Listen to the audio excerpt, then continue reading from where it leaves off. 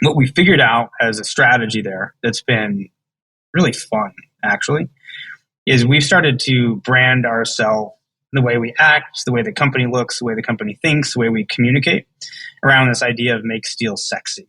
And so we've made like this really like emotional ploy and tie to the industry that has really created a lot of stir and excitement, where it's showing everybody that we're doing things differently and people take notice.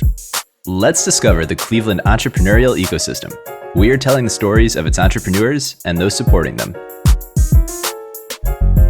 Welcome to the Lay of the Land podcast, where we are exploring what people are building in Cleveland. I am your host, Jeffrey Stern, and today I had the genuine pleasure of speaking with Dallas Hogensen. Dallas is the CEO of Felux, making steel sexy since 2019, which was established by a team of steel and technology experts to create the world's largest operating platform and marketplace to help solve commerce for the steel industry. Having raised over $24 million since inception, under Dallas's leadership, Felux has grown exponentially over the last few years in their efforts to digitize the $2 trillion traditional paper-based steel industry as they've built out their platform to manage the entire steel sourcing process, from procurement to logistics to financing, facilitating many hundreds of millions of dollars in transactions. Dallas joined Felux after a decade building and scaling companies. His previous work includes co-founding Liveli and Signal HQ, which were acquired in 2016 and 2020 respectively, plus 2 top sales jobs at Lyft, where he led Lyft Business to become a $1 billion run rate business unit. Dallas has incredible perspective on marketplaces, on the challenges of company building, and on the importance of culture. This was truly one of my favorite conversations to date, and I hope you all enjoy my conversation with Dallas Hogensen as well. Dallas, you have quite an extensive entrepreneurial background. When you reflect on your career, how is it that you think about your path to startups and the multiple companies you've helped to start and to grow? Where did that interest in building things stem from? Yeah, I think if you look back, and it's probably like a lot of other stories, is that a lot of story about failure, discovery, and chance. And so I look back, in my career after being in Silicon Valley for a decade, in New York and Denver, and now ultimately Cleveland. It really started probably when I was young. Grew up on a ranch out in Oregon, so very far from home at this point. Was an athlete through college, and so a lot of that life was about project-based, completing the task, failure, solving for adversity a lot of the time. And, ultimately I always thought I wanted to work in the financial world. And my goal was to really be a trader or work at a hedge fund. And that's really kind of where I aligned my paths to. What changed that decision for me was, after I got hurt playing football, I had to really think about what was next and prioritize my life around, thinking about the future. I stumbled across the opportunity to build a fraternity in college, and I built it from the ground up. And it was just really the first kind of foray for me to dive into something that I really got to build from like the nuts and bolts of the house to the first 70 people that were in that class. And what was fun for me, to be honest with you, was that I had no idea how fraternities worked. I understood how teams worked and how to build to a mission. And so I got to be really, really free in the way of thinking about building that community and that group of people together. And I wasn't withholden by any of like the previous traditions that had really happened there. And for me, that was something that really opened my eyes around entrepreneurship and building businesses and building equity and value in something that has staying power. And so I really got interested there, honestly. But however, at that time, I'd still signed my offer to go work in the financial world. And out of college, I left to go do that. I was there for about 2 years, and I was studying startups all day. I was studying early stage company. I was studying public companies and looking for ideas really for the portfolio that were interesting. And I had a bunch of good friends that were in Silicon Valley, and I found myself constantly calling them, asking them questions, learning more, and just getting more excited. And I ultimately made the decision to leave that job, really get rid of all my belongings, and take a hockey bag down to San Francisco and staying with a couple buddies that I grew up playing poker with and went to high school with, and now who are all CEOs and SVPs of different technology companies. And I slept on, I shared a bed with one of my best buddies for like 6 months, and he actually was the officiant at my wedding. So it's kind of crazy how that chance and happenstance kind of brings that future forward. And so ultimately what I had done is, I realized that, I wasn't smart enough to be on the product or engineering side. I didn't have those technical skills. And so I was probably going to land in the BD side, or I was going to land on the sales side. And I had a trip down there for work where I ultimately held, I think, 13 interviews over 2 days with companies. And I had a pretty strict criteria at that point. I was looking for an opportunity where I had to make, 80 to 100 dials a day, because I knew that if I could create these quick feedback loops, I could learn much quicker than doing like a traditional long tail, high ACV enterprise sale. And I also wanted to find a company that had good investors, but also had good founders that had previous success, so I could learn from them. And at that time, I believe Rocket Lawyer was Series A or Series B. I can't remember now. It's been about 10 years, but I showed up day one and picked up the phone and started dialing. What I had learned from that process and really kind of set off my career was I would get in 5:30, 6 in the morning every day. I'd take the 5:09 bus from the marina to downtown San Francisco. I would turn on the lights and I would take all the inbound calls from the East Coast because nobody was in the office. And so I would hit quota. I mean, it was like $300 at the time at this point. And so, you were really like dialing for dollars. And it was about speed. It was about how quickly could you match and mirror this person. And Rocket Lawyer is just like LegalZoom, essentially legal services, paperwork, and things like that. So there's pretty big emotional pain with the buyer, and it's usually too late. So they're looking for something that's already happened. And so we had to learn very quickly how to build empathy with those prospects and essentially close them and get credit cards on the phone. And that was really eye-opening to me. Not the sale itself. It was, I think, pretty simple, but how important it was for building rapport with the human being, matching who they were, understanding where they were coming from, and actually finding a solution that fit their need that was going to help them. I'm really glad that I took that approach because I just had thousands of at-bats.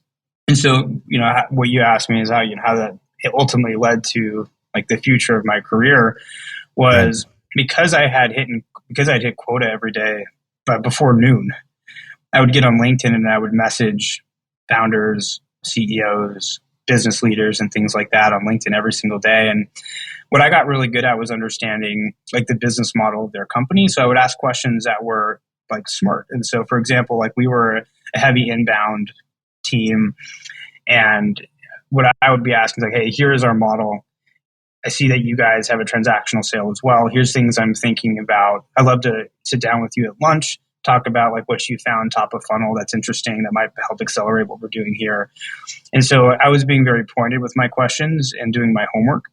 And so I did that for several months, actually almost every single day. And what ended up happening is I got, through a recruiter, actually introduced to the YC network and ended up taking my first VP job for iCracked, which ultimately became the world's largest on-demand iPhone repair, buyback, and insurance company, where we had built the Uber for iPhone repair. And so in 7 months, really using that strategy, and being in sales was not my ultimate goal. It was just a place that would take me, really, was I had the chance now to go build a company from scratch. I mean, when I showed up day one, they were getting an inbound lead printed off on a piece of paper. And we had raised the seed round coming out of YC, and then we had just previous to our 10 million Series A with Andreessen at that time. That was really eye-opening to me. And I'll tell you what I really learned was that nobody knows what they're doing. And we're all making it up. You just get better at making it up as you progress throughout your career, and you start to recognize patterns and things like that. But like I mentioned, even when I was building the fraternity in college, is that my mind was so free to think about ideas and do it differently. And I wasn't stuck in an old process or a way that I'd been taught. I really got to build from scratch on my own, and they gave me the flexibility and freedom to do that. And it was, a really good run for us. I mean, it was poised to be one of the next billion-dollar companies. We ultimately had a good exit a few years later, but that gave me the confidence and the access to like Silicon Valley I think that kind of propelled my career forward. And it was just an insane story. I mean, you see Silicon Valley on HBO, like that's the startup story. Like I was sleeping on a sailboat. I was skateboarding to work every morning. I slept under my desk 2 days a week. We had Nerf guns. It was beer kegs. We were up till 1:30 in the morning packing like iPhone kit repair kits and sending them all over the world. And at that time too, we actually had a warehouse where, we had $1 million of iPhone parts or $2 million at any given time. And what was really fun about that experience, even though it was really hard, if I look back, like I would never do it again, is like how galvanizing it was for the organization. Everybody was working hard. Everybody was staying late. Everybody was doing the work to be had. And it's just so different than the corporate life. And I think that energy kind of drew me down this path that, early stage, as hard as it is, like the relationships and challenges and adversity you face with your peers is builds these lifelong commitments. And all those guys today are still, some of my closest friends. And even one of them was the best man in my wedding, one of the founders. So I felt very lucky to have a chance there where they took a chance on me, which they shouldn't have, obviously, right? Like 7 months of inside sales, transactional sales experience come in to be their first VP of growth and revenue. And I think they had the trust that like just my business sense, my financial acumen was smart enough to make like not huge mistakes. But there's a funny story from that where one day, so what we were doing is we were running back. So we were building a network of technicians. So it was a 3-sided marketplace. And one day we run background checks on everybody. And really to enhance like the process in the funnel, I'd kicked off the background process check on the website. And then we're getting thousands of inquiries a month at this point. And so about 7 days later, I hear our CEO, AJ, just being like, Dallas, what the, from the other side of the office. And I'm like, I have no idea what's going on right now. Like, what could be happening? And I go into his office and he's like yelling at me. He's like, hold up this piece of paper. And he's like, what is this charge for $36,000? And I'm like, oh. I was like, first off, I don't know. Like, what does it say? And essentially what the engineer had done, and this was a great lesson too, just on like, moving fast and breaking things, but also sometimes like double checking your work, is when the individual had signed up on our website, we actually kicked off the background check process. And that was like $30 to $50 a background check. Mm. And this was when Checker had just started out and like we were one of their first customers and Uber was one of their first customers. And now they're like a multi-billion-dollar company. Which was so funny about this. He's like, you better do something about it. So I called the founder, Daniel, and I was like, hey, listen, man, we made a mistake. Like, what can we do here? And he removed the entire bill. And he was like, listen, I know how much business you guys are doing. It's no problem. We'll eat it and we'll build for the future. And that was just like a really cool like lesson to understand. Like there's so many startups out there, especially in Silicon Valley at the time. It was a hotbed for it. But everybody was in it together, right? And like the YC network and how important like you leverage that community to go build great businesses and how it taught you to do so. And so that for me was really like the launching pad to thinking about, okay, this is my path. This is the way that I want to spend my time and build my life around. And I'm lucky enough to go from there to do some fun things. I invested in a marketplace company called Liveli, which was building really interesting technology for staffing in the restaurant space. And this was a really hard problem at the time. And so we had built that, a team, about 5 of us, really good friend of mine who's an advisor now for the company and has a marketplace company as well. And was the old COO of Bolt, which is, if you've read in the headlines, probably one of the most fascinating growth stories in history. We ended up actually selling the technology off for that business pretty quick. And what happened from there is I actually synced back up with my old boss from Rocket Layer. And him and I came in to Lyft at the time when there was a couple hundred employees, and we started Lyft Business. Ultimately grew that to the most profitable business line within the company and took that to $1 billion revenue line within the company. And that to me has a lot of parallels to like what we're doing today, where, for the first 6 months, we didn't have a product. We were the black sheep of the company. Nobody really knew what these salespeople were doing within Lyft at the time. Everybody thought about it as a consumer platform, but we were building and selling into HR to really improve employee travel. And so we had built really the first ever platform to incorporate rideshare with our consumer network. And so not only could you save money, you could actually geofence locations and you could have predicted dollar amounts on each ride. You had a lot better safety mechanisms. And so it really changed the game around how people think about like the expense stack for employees, how they think about safety for travel, and how they think about managing costs and consideration of like what their employees are doing when they're on the road. So I just felt really fortunate to have that opportunity, honestly. And I think that really propelled me to where, we are today with Felux. I guess summarizing what I would take away as really kind of having built out a core competency in marketplaces. I would imagine, with the experiences you've had starting companies at that point, helping to scale marketplaces on Lyft's front, the world would be your oyster in terms of, what you chose to do next.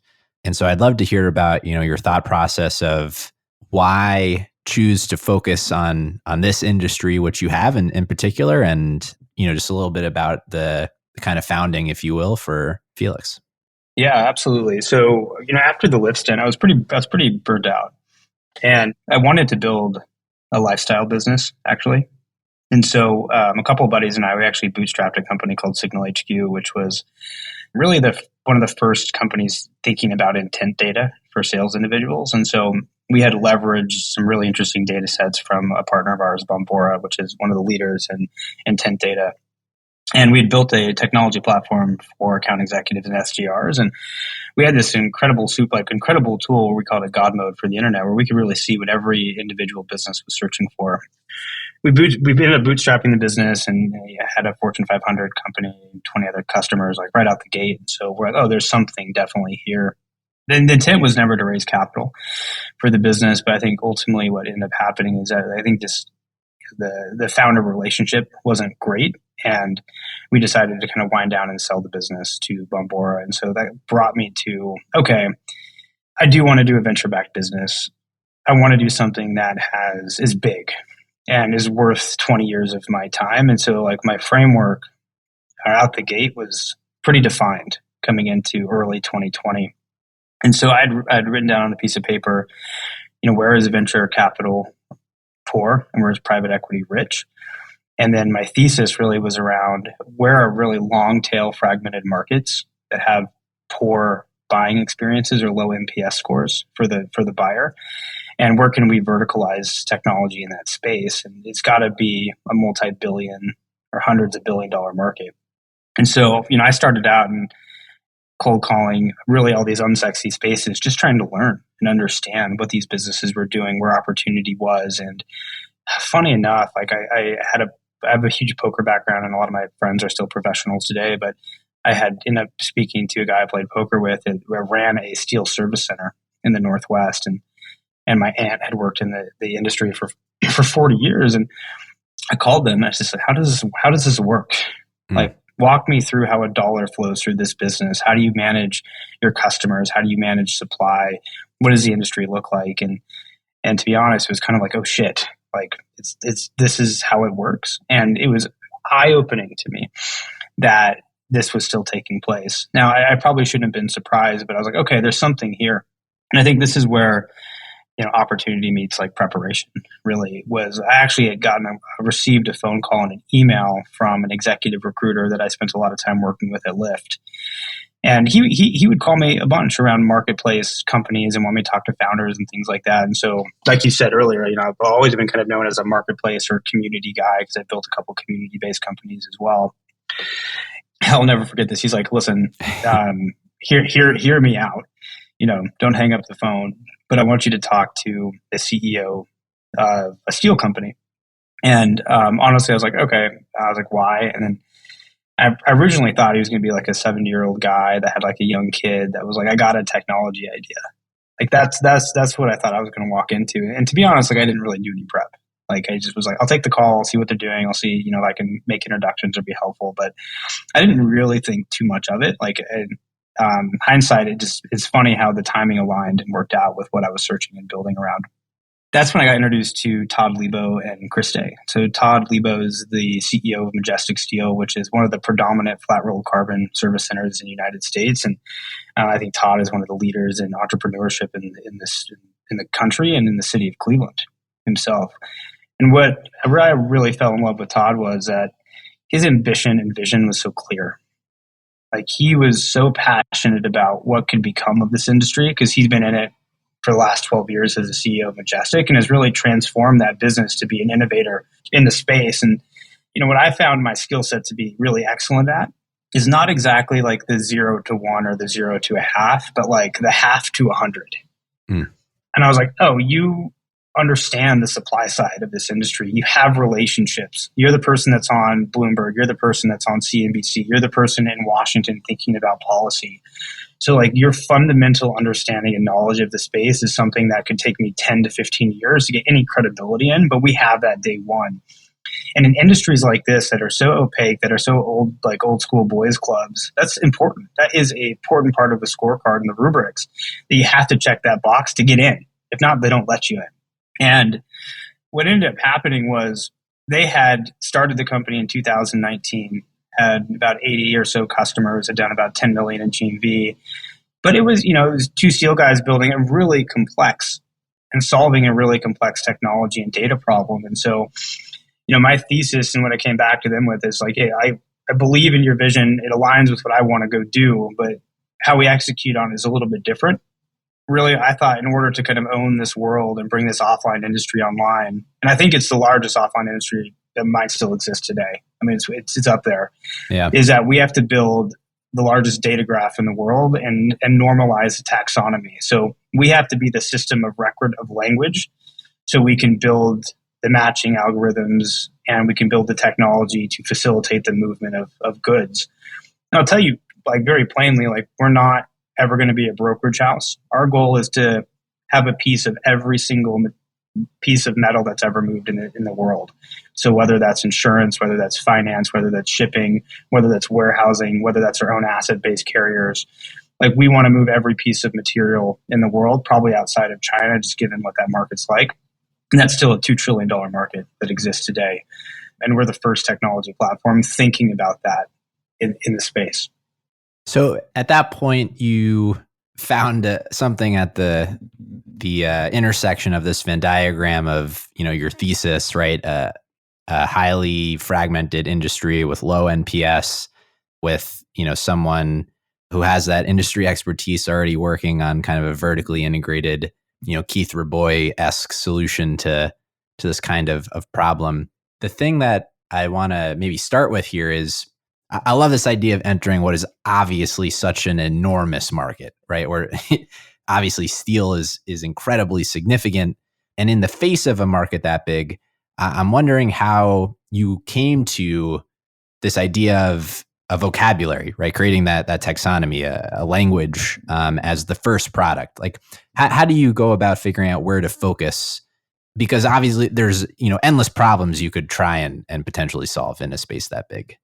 Yeah, and trust me, we've made mistakes. I call our business a compound business, just like a compound lift, right? We have to do several things at once to make everything work. Where it's not like a spot solution or an isolation. And so we knew, like, the core root of everything actually stems on normalizing the taxonomy. And so why that's important and why this problem has never been solved is that on both sides of the market, on the supply all the way down to the end manufacturer, is everything exists in what you call like a spec sheet. Inventory is like paper-based, inventory is in a spreadsheet. And that's because if you go city to city, state to state, country to country, region to region, the way that material is described and i.e. changed throughout the supply chain could be named differently. Now, there are standards and there are global standards, but they're not really beholden to. And so what we figured out is that we have to build really the repository of information that people attach to in order to build clear matching downstream. And so it took us about 7 months thinking through the problem. And we had built the first ever steel configurator, is what we call it. A configurator is a simple mechanism of deconstructing something.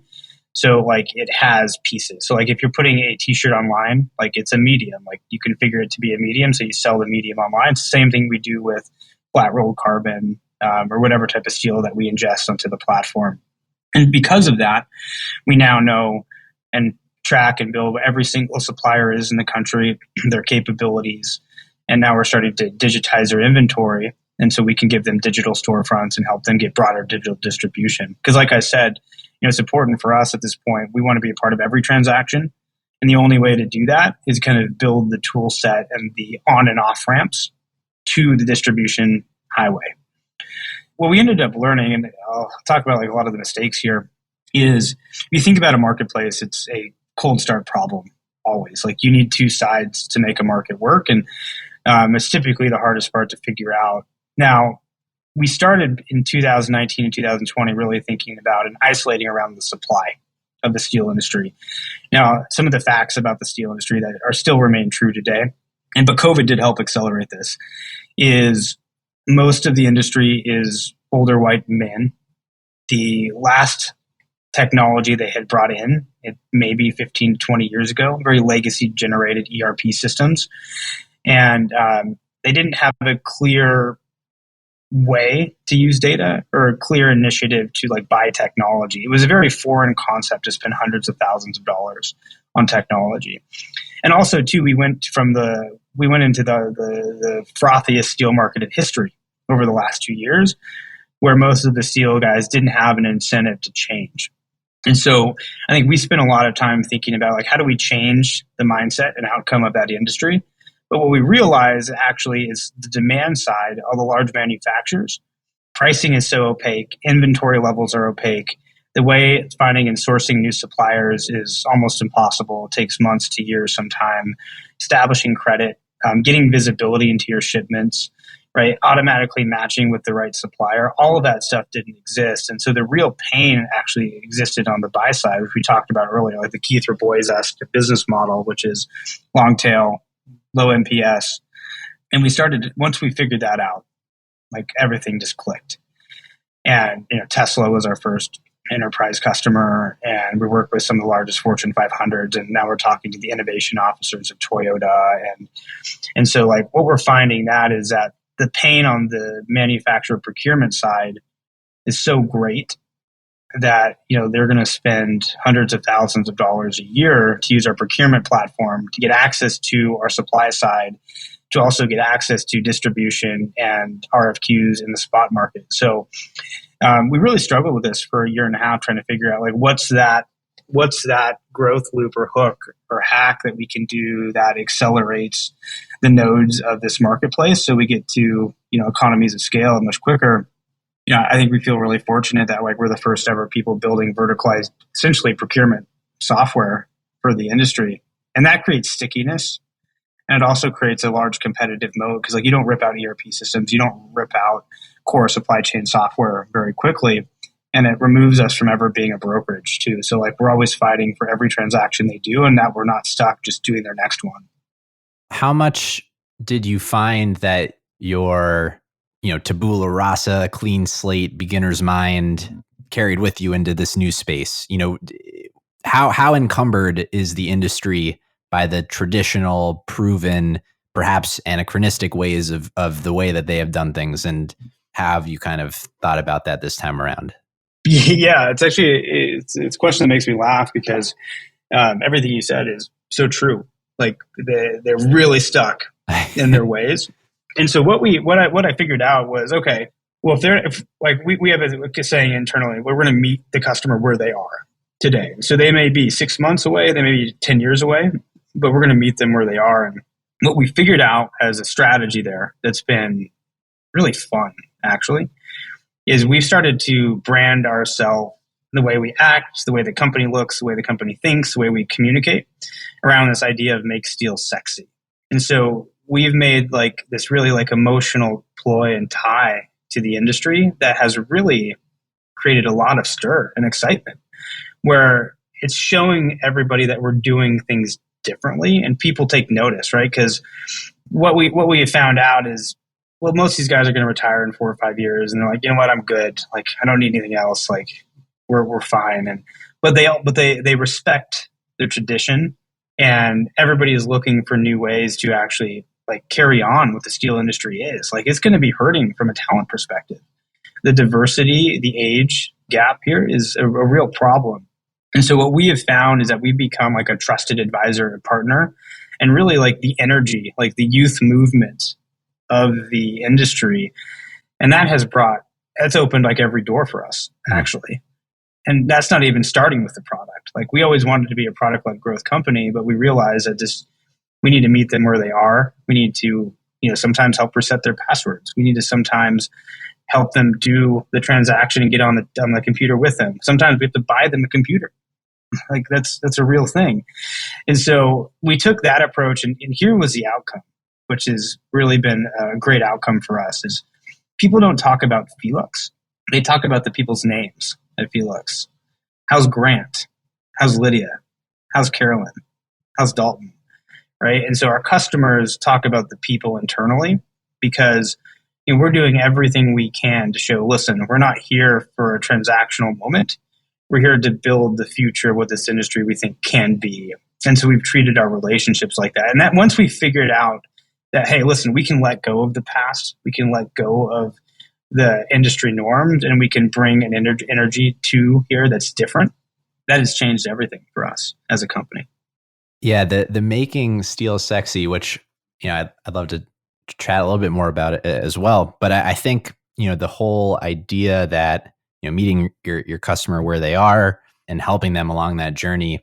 I mean, just a few weeks ago, I met a fellow at the airport who was wearing one of your shirts. Make steel sexy, and I wasn't actually the first one to come talk to him about it. It just like it invites like, oh, what is that all about? And I happened to connect with him, and he's a rave supporter of of the work you're doing. And I cannot imagine, having worked myself in with secretaries of state in the voting industry and large health systems on the healthcare side, similar industries that are highly verticalized, you don't often see customers celebrating vendors in that way. I think in those markets where they face those kinds of pull to the way that they have done things historically. So I think it's a really fascinating approach.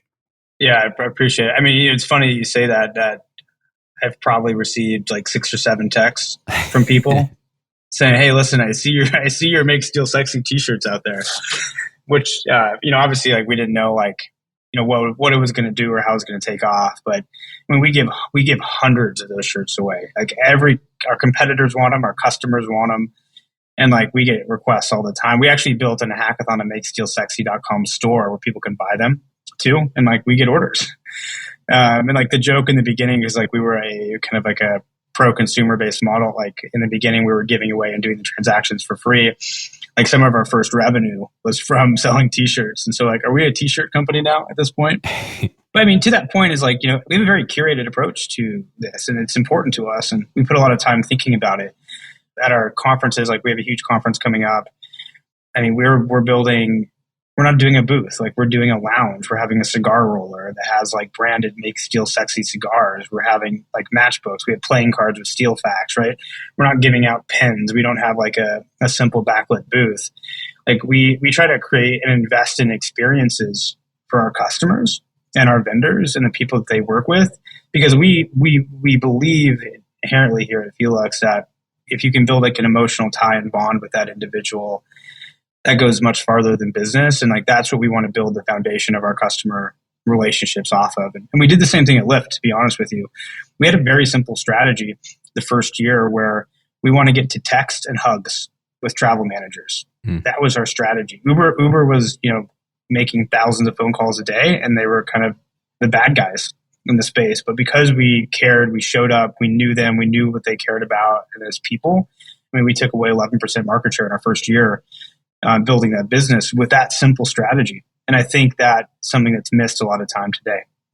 How has the business kind of changed? You mentioned some of the learnings along the way so far. I guess a few things on that thread. When you look back, what would you describe as kind of the first big break that you got in your favor, or something that happened that created like a step change function in the business?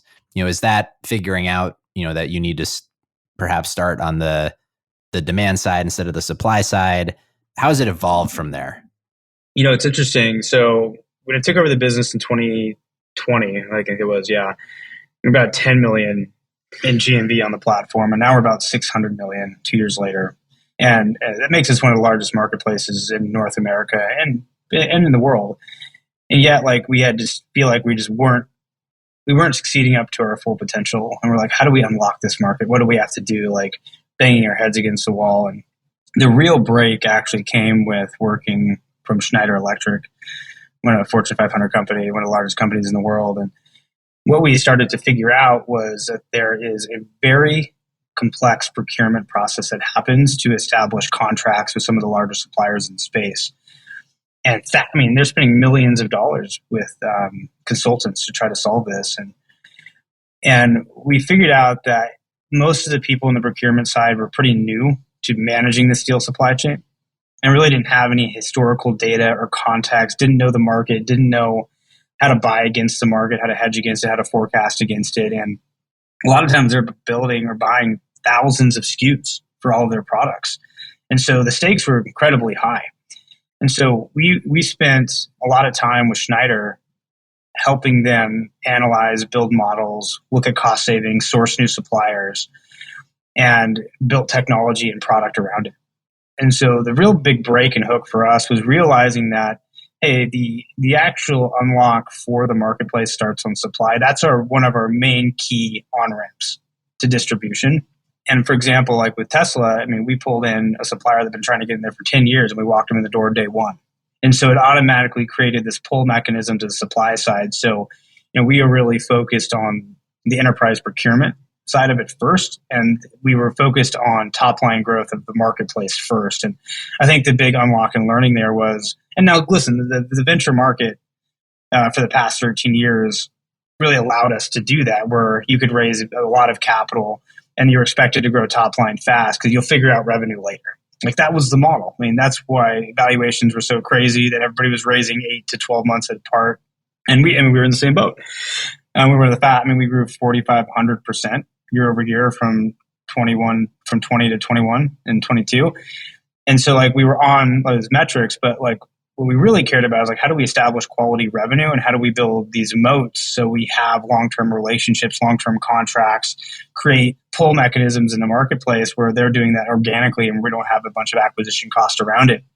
And so that was that moment where we're like, oh, wow, we stumbled on something here that's pretty special that really no one else is looking at. And so we really committed the entire company. We've shifted 90% of the company resources to focus on that from a product perspective. And are really spending all of our time there right now. So we act as a marketplace second model now, where in the beginning we acted as a marketplace first model. With that shift, what is maybe just give us a little background history of, what the company looks like today, how has it evolved? And then I'd love to get your perspective on, with that first unlock, how much do you think is left to be unlocked and on what timeline?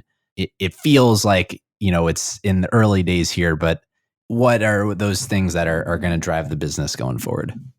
So I talk about this a lot internally, and I really think we're in the first batter or the first inning as far as the timeline of the company. I think we still have a 6 or 7 year track to IPO, and that's ultimately the goal of the company. But if you look at the company today, we raised about 24 million in the last, I'm going to call it 16 months.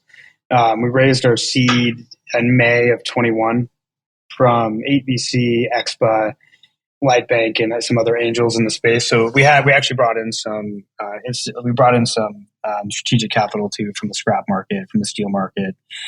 And then, like I said, we had tremendous growth over that 8-month period. And then we raised another 19 million at the start of this year.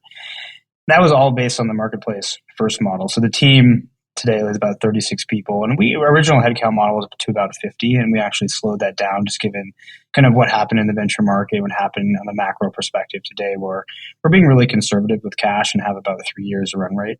currently in the bank, because what we wanted to do is make sure we could establish a clear line to like quality revenue in this procurement side before we double down and start to accelerate again. And so, I think that when we look at how much this company has changed, it really, from when I took it over, there were 6 or 7 people. We rebuilt the culture from the ground up. We rebuilt the brand. We've gone through 3 or 4 iterations of like, where do we think we start? Where do we think we focus on? But ultimately, the goal, like I talked about earlier, is like we want to touch every piece of metal. And so, like the phasing of this business is really in the infancy. Like, I mean, we're a seed stage company again, where this is, we think, the most important work to unlock the next level, which is actually supply side distribution. And so the way you can think about that is like Shopify. Like we're building the operating systems for these steel suppliers to manage all of their digital orders, because 99%, like it or not, still happen offline in this industry. It's all email, it's all fax, it's all text, and there's really no historical records of what's happened. And so all of those things need to be solved before I think you can reach massive global scale. What is the competitive frontier for the business? Like, do you consider it the old guard, the analog way of doing it, or are there other companies who are starting to think in the way that you are thinking about the space? Yeah, so we have one pseudo competitor, and we don't really think they're like exactly analogous today, which is Rebus, and they're really a market participant and brokerage in the space, and they've done very well. They've raised $75 million out of $750 million valuation from SoftBank last November, I believe. And so I think what's exciting for us is that we have 2 companies doing interesting things in the space for the first time ever. That's thinking about technology, that's bringing a new light, a younger face, a new energy. But other than that, if you really think about it, it's the old guard. It's the old way of doing business. And that's sometimes even harder to rip and replace. So, we talk about YC a lot. I mean, it's got to be 100 times better. It's got to be 100 times easier for them to make that change, especially when you don't have a large fluency in technology use in our demo. It makes it even harder, because these are the guys that have operated, off their cell phone now for 10 years, and they don't even look at a computer. They have their buddies, they make an order, they call them, they make it happen. Now, what the result of that has actually created like pretty poor business operations and business transfer. So we're seeing a lot of consolidation in the space, and we're seeing a lot of sunsetting. But a lot of the historicals are not there. So everybody's kind of coming in, starting from scratch. And we see this everywhere. We also see this on the manufacturing side from the largest companies in the world, like GE. And I mean, you name any company, like their actual historical data of what they've spent on the steel supply chain is like nothing. They don't have it. It's not easy for them to find or put together. So we're really finding that this is a big inflection point in the industry, where we, by focusing on the manufacturing side, I think really have a clear strategy. So I want to maybe segue a little bit to culture, which I think we've touched on a bit throughout this conversation so far. But I know it's something that is not window dressing in your mind. It is something that is very intentional and something that you've spent a lot of time thinking about. I'd love for you just to kind of outline here, how it is that you've thought about culture and what that actually means. How does it manifest in Felux and the company at large? Yeah, so I think it's something I care passionately about, just in general. Is I think if you compare 2 teams to each other that are equal, like the team with good cultures can always win. Right. It's usually facts. And so culture eats strategy for breakfast, something like that. Well, 100%. And I'm a big believer of that too. And so I think a large part of my job, and I think everybody on our leadership team and everybody, we challenge everybody in the company to always be thoughtful, thinking about culture and like being an owner of culture is what we talk about. And I think that is really important, where a lot of companies just, frankly, they just don't do it because they think it's like not as important, but you have to prioritize it. But to me, like culture isn't like, the mission, vision, value type of things. It's actually, to me, culture is really created by creating trust within your employees. And you do that with vulnerability. And so like we really try to manufacture experiences that allow our employees to, be vulnerable, fail in front of each other, because that creates trust and understanding and camaraderie and really helps us like establish like buy-in. And like some of the feedback that we've gotten within our company is like, I've never seen a company that has so much like clear buy-in from everybody. Mm. And to me, like that's something I'm really proud of because we're very transparent in everything we do, from the financials to our priorities to who our investors are to what we're thinking about as leadership. And so we want to make sure that we really inform our team to have the best information to make decisions and move fast. And we put a lot of effort into that. Now we fail, I think, quite frequently at doing so, but I think the intent of making that a habitual process or habit is really important. But I've always had really like a 10-step, more or less, framework for building culture, from the ground up. And it's worked really well for me. At Lyft, we were named one of the best sales cultures, the best sales teams and stuff like that. And so, it's something I take a lot of pride in, to be honest. Like I've never been the smartest guy in the room. So like what I want to do is foster the ability for our team to execute at the highest level and make sure the smart people have the ability to do their jobs a lot better than I could ever do that. And so just like the tactics of it, is this something that is, galvanized, crystallized, somewhere within the company? How is it that the culture, and how is it relayed? How is it communicated? How do you kind of facilitate the process of culture? Yeah. So, I'll kind of tell you, I'll walk you through kind of the 10 things that I think about and kind of how we do some of that internally. But really at every stage, I'm thinking about belonging. So I'm always forcing functions and putting individuals in situations that creates connection. And so we do a lot of that. Right now, it's a lot harder remotely. I think that's an inherent challenge that I'm always thinking about. And so like always day one, like we want to put people together in experiences that may not be work, but allow people to get to know each other and build, like remove that kind of professional bridge that usually, or facade that is put up. From there, like we want them to fail together quite quickly. So like we're always trying to think about like the trust and empathy part. So that's like step 2 in the process for us. And then we create safety. Like, hey, we encourage failure. We give feedback. We do a lot of things on video. We record them. We have people give like self-assessment and feedback, and we do a lot of just direct feedback in the company. Say, hey, listen, like this is what I think you could improve. This is what I think you did well. How did you think you did? And so we were always doing that as a team together. So like communication for us has always been a clear and direct priority, and that's really established just a professionalism and trust within every level, from the SDRs to management. It doesn't matter. And then we're always thinking about ways to build like togetherness. That's the next phase, is if you create safety, how do we think about togetherness as a company? And so it's harder today, but right now we do kind of a yearly summer camp where we bring everybody in, and it's like 4 days of like fun. It's like, we're going to Dave Matthews conference, we're going to baseball games, we're doing all of these kind of business challenge exercises together.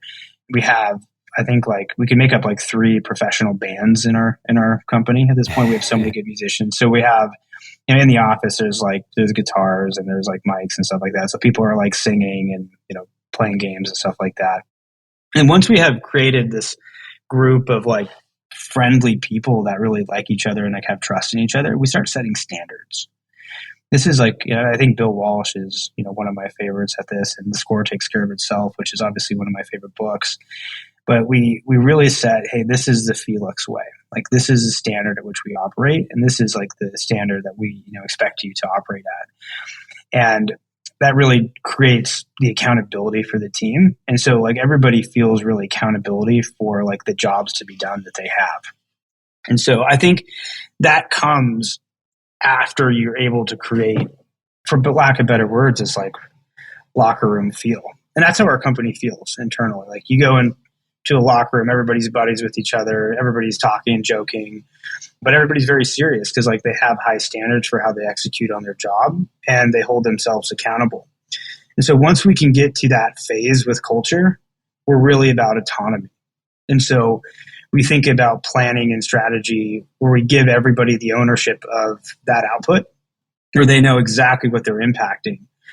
And so we spent a lot of time just on that piece of curating the ability to go do that. And once it took about a year for us to do that, really hire in great people, change the culture that was there before. And now what we do is frequency. So frequency of accountability, where every Monday we have weekly business reviews. Every single member of the team on Slack says, here's my 3 priorities this week. Here's the 3 things I did last week. Here's what I completed. Here's what I didn't complete. Here's why. And then we always are trying to simplify and make sure we align. And so we do a lot of heavy communication like that as an organization, because we want people only to be working on the hardest problem or the most impactful work. And so I think that also helps establish the culture of standards that we have, is that we do good work, we have high standards, we trust each other. That is an incredible recipe for speed and also success. And so, we're very intentional about how that is, and we're always playing with it and finding the best way to execute on it. But the whole company knows every single Monday, hey, this is what's important. This is how you unpack that. This is how we're doing. This is where we failed. This is how we're going to change it. Does that align to your 3 priorities this week going forward? If not, let's talk about it, stack rank the priorities, and making sure that you're free to go do your best work. I think because of that, everybody feels like they're making an impact in the business. And looking back, one of the things that I've learned that's incredibly important about maintaining that standard is that if you're finding that people don't have enough, if they have too much time in the day to fill up their time, that's when things can go really bad. And so we set goals that are just stretch goals. So they're going to be hard to reach, and it's going to take effort to get there. Because what I had found in the past, that if you have a company which is a little bit laissez-faire, or if it's not very clear, well, people fill up their time with things that they think are important. And a lot of the time that probably is not work stuff. And that gets into their mind. They start thinking, oh, you know what, I'm not really doing anything here. What else could I be doing? And it creates kind of a downward spiral of personal mentality or emotions. And so a lot of this stuff is very calculated in how we think about how can we do just enough where the goalpost is not far enough, where they see the next step, they know how they contribute, and also they feel like at the end of the day, they've done good work for what they're doing. One of the things I wanted to ask you about with the intentionality you've had with everything else we've talked about so far, namely culture, is the importance, the significance of building a steel company here in Cleveland with such a rich steel history. Yeah, I think it's a little bit funny. I never thought I would be in steel or Cleveland, and yet, here we are. And I think it's probably the most important work I'm going to do in my life. So, it's funny how things work out. I mean, we talked about this earlier, but preparation meets opportunity sometimes unlocks, some really interesting things in life. And having the courage to go forward, I think, is about what being an entrepreneur is about. But I remember sitting on the couch with my wife. We were living in Denver at the time, I think pregnant as well. And I said, hey, listen, if this thing works out, there's a chance that we might be going to Ohio. And she looked at me. She's like, you better be fucking right. That's what she said. full stop. But, I think the journey here is an important one. And I think one that is something I take a lot of pride in and I'm excited to be a part of. A lot of people don't know this, but the first ever $1 billion company was a merger between Rockefeller and JP Morgan, which is US Steel, which is based out of Cleveland. First ever $1 billion company came from here, and it was in steel. So what are the odds of that, and the rich history of that story? And also too, this is really, where the West was built, out of Cleveland. And so, this is a funny story, but I remember packing up and selling. We sold a house in Colorado in 6 hours. The market was so crazy there, and so we were okay, I guess this is real. We got to go. And I remember packing up, and we drove from Colorado to Ohio, and that was the first time I'd ever stepped foot in Ohio. I remember leaving at 2:30 in the morning, closing the garage, and just kind of being okay, this is really real now. And it was an important decision for us, but the reason why we made the decision too is my other partners are here. And, we also believe that And I believe personally that, I have an opportunity. This company has an opportunity. The team we have here, our investors have an opportunity to actually build a next great ecosystem of technology, talent, and companies. The thing that's going to make me proud is I have companies leave here, start other companies. And they have companies that they start where employees leave there and start other companies. And that's how you build an ecosystem. And so my personal mission is like, how do we develop this hub into something powerful within industrial tech or just in technology in general, given that insurance and healthcare is such a heavy part of what this market's about. And there's not a lot. I mean, there's not a lot of funding coming to Cleveland. It's all going to Columbus. It's all going to Chicago. And, I think we have to be the people that lead the charge to change that. And it's something you and I talk about all the time. Like, we think it's important work. And I think we believe in what the future of this town could be. It's a really cool place. It's a great place to live. Like, we love living here, and we're going to be here for the foreseeable future. And I think what an outcome that looks great for us is that if we can create the ecosystem for entrepreneurs to be successful, to give them pipelines to venture capital on the coast, to give them pipelines to access to capital in the Midwest, to help them solve hiring challenges that exist here. I'm really committed, and I think the narrative around Cleveland gets a bad mark right now in the technology space. Not a lot's happening. And I think that's it's disappointing to me. But I think that it creates opportunity for people to go, be in the forefront of that and make change and show them how. And I think that's what we're really trying to do with, having our headquarters here, because we do have offices in, Seattle, LA, the Carolinas and Texas, but always Cleveland's going to be our home. And my approach to Cleveland in general is we want to be thought of as the leaders in the city on how you build companies from the ground up. And that is my personal mission here, that I'm fighting like hell every day to do so, and making sure that we're really curated and careful about how we do it. Well, I appreciate that perspective, and we're grateful to have you on our team. Yeah, I think the city's grateful to have you too. You're doing a lot of the cool stuff, within this ecosystem as well. So I think it's been fun for us to connect and talk about that. I think the missions that we have here, I think there's a lot of people that have that mission. And what I'm realizing is that they're just not connected together. And so I want to change that. I would like to as well. So I look forward to working with you on that. What has surprised you most about the journey so far? How hard it is. I knew it was going to be hard. No, but to be honest, like anybody that gets into early stage company building, it's a bit sadistic. And you know what you're walking. Yeah, well, if you've been through it, you know what you're walking into. I don't think I could do anything else. I think I'm unhireable anywhere else. But I think the biggest surprise, and just in the company's journey, is how hard the language of steel is. So you think about this, there's 600, pounds of steel produced for every American in the United States every year. When you think about, I'm looking around, where you are today, how much of that material behind you on your head with the mic in the computer is actually derived from steel. So it's actually one of the most important materials that make up most of the products that we use on a daily basis. Yet no one spends any time thinking about it. So that's why I know we're on something special here. But what surprised me is that how hard it is to learn the language of steel. And everybody says it takes about 10 years, and I believe them now. I think I read at a third grade steel level. But I think that's part of the fun, is the curiosity I have for the space. When I'm walking up and down the streets, it's the things that I start to notice now. When I walk into office buildings, you can see the galvanized ducts for the HVAC, and you start to understand where that came from. And it becomes this incredible story that you get to start painting in your head on where things came from, how they were moved, what the purpose of they were meant to go do. And the reality is it touches almost every minute of our lives as consumers. And it's something I'm just personally excited about as an individual. And I feel very lucky that I found that thing that I think about it outcomes $1 billion for this company. If we fail, I think that's how big the market is. It comes down to execution, of course, but that's why I think this is just so hard. But I'm so excited about the future.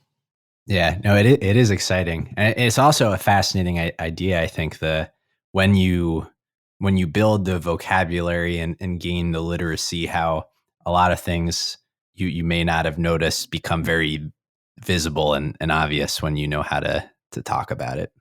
Yeah, I mean, have you ever seen, like you look at like air traffic control maps and things like that, where you see all the planes moving and all these nodes going everywhere? Yeah. I mean, that's essentially what the technology we're building on the back end is. Like, we have complete visibility of the movement of metals, and ultimately downstream for us, like, we'll verticalize every part of that. So we'll own the warehouses, we'll own the trucks, we'll own the manufacturers, we'll own the fabricators, we'll start buying service centers, just because we have so much incredible data and knowledge of the most efficient path to delivery of material on time. And so that's why, like, I think to your point is, us building and doing the hard work, right? Like, we're trying to solve the hard problems. Yeah. And that's going to take, I think, 10 years for us to do well. Yeah. Well, no, it is very exciting though, the vision for the future and the potential for the kind of impact that you can have in retrospect. Yeah. Very cool. Like I said, never thought I'd be in Cleveland, or I thought I'd be in steel. But yet I think I found the most important work of my life. So it's pretty exciting. Yeah. Well, we'll bookend the conversation, tying it back to Cleveland. And this may be a harder question for you than for most guests as someone newer to Cleveland. But I will ask you it as it is the question we ask everyone on the show, which is, not necessarily for your favorite thing in Cleveland. Although if we need to do that would be okay. it's probably going to be that. Yeah. But typically what I ask is for something that other people may not know about Cleveland, hidden gems in the city. Oregon. Yeah. A different state. No. Yeah. I don't think I have any insightful revelation around that, but I think, things that I've really found that I enjoy is, if I'm downtown or if I'm doing something, I'll sneak over to Larder and have like a chicken sandwich or their, whatever they have. I think it's all like their matzo ball soup, all of it's like really good. And also too, like my business partner, he actually owns The Last Page, which is in Pepper Pike in Pinecrest, which I think may have won the restaurant of the year here. And so I think that maybe that's a hidden gem for people downtown or on the west side as a place you should go eat on the east side. Awesome. Well, Dallas, really appreciate you coming on and taking the time and sharing your story. Again, really, really stoked to have you in the city, and I appreciate you coming on. Yeah, incredible time. Appreciate you having me. I look forward to many more. If folks have anything that they would want to follow up with you about, what would be the best way for them to do so? So usually you can find me either on LinkedIn or on Twitter at Dallas Hogensen. Well, thanks again, Dallas. Awesome. Appreciate it. That's all for this week. Thank you for listening. We'd love to hear your thoughts on today's show. So if you have any feedback, please send over an email to jeffrey@layoftheland.fm or find us on Twitter at podlayoftheland or at sternhefe, JEFE. If you or someone you know would make a good guest for our show, please reach out as well and let us know. And if you enjoy the podcast, please subscribe and leave a review on iTunes or on your preferred podcast player. Your support goes a long way to help us spread the word and continue to bring the Cleveland founders and builders we love having on the show. We'll be back here next week at the same time to map more of the land. The Lay of the Land podcast was developed in collaboration with the Up Company LLC. At the time of this recording, unless otherwise indicated, we do not own equity or other financial interests in the company which appear on this show. All opinions expressed by podcast participants are solely their own and do not reflect the opinions of any entity which employs us. This podcast is for informational purposes only and should not be relied upon as a basis for investment decisions. Thank you for listening, and we'll talk to you next week.